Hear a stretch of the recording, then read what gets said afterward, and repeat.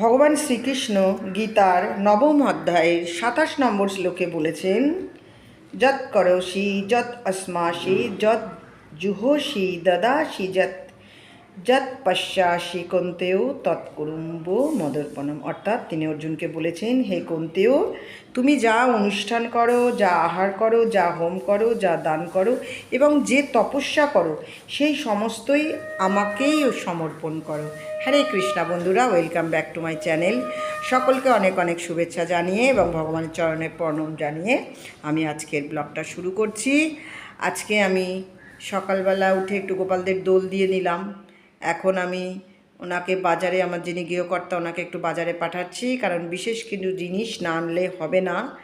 তো সেজন্য উনি চলে যাচ্ছেন বাজারে, আর আমি একটু এদিকে টুকটাক কিছু কাজ করে নেব আর সবজিগুলো আমান্য করে নেব। এবং তার মাঝে একটা গুরুত্বপূর্ণ কাজ আমি করব, সেটা হলো একটু আমার রেজিস্টারগুলো গুছিয়ে রাখবো। দেখলেন তো কীভাবে মানে ওই ধরলেই পড়ে যায়, মানে কাজটা করতে ইচ্ছা করে না, কিন্তু না গুছিয়ে রাখলেও তো হবে না, যখন দরকার খুঁজে পাবো না।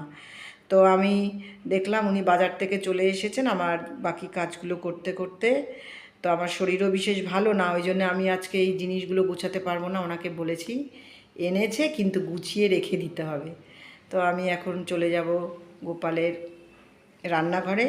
তো সেখানে আমি আজকে একটু তার অল্প করেই কিছু করব, সেজন্য ইন্ডাকশান ওভেনে আমি বসিয়ে দিয়েছি, অন্নটা বসিয়ে দেব, জল গরম হচ্ছে। আর এদিকে আমি সবজি বসিয়ে দিয়েছি, পটল আলুর রসাটা করে নেব সামান্য কিছু উপকরণ দিয়ে, যেরকম করা হয় সেরকমভাবেই করছি আজকে। বিশেষ কিছু করব না, শরীর ভালো না, আগেই বলেছি। তো এখন আমি আবার ঝিঙে আলুর পোস্তটাও বসিয়ে দিলাম। পোস্তর অনেক দাম হলেও পোস্ত মাঝে মাঝেই খেতে হয়, পোস্ত ছাড়া হয় না। তো পোস্তটা আমি এবার মিক্সিতে বেটে নেব।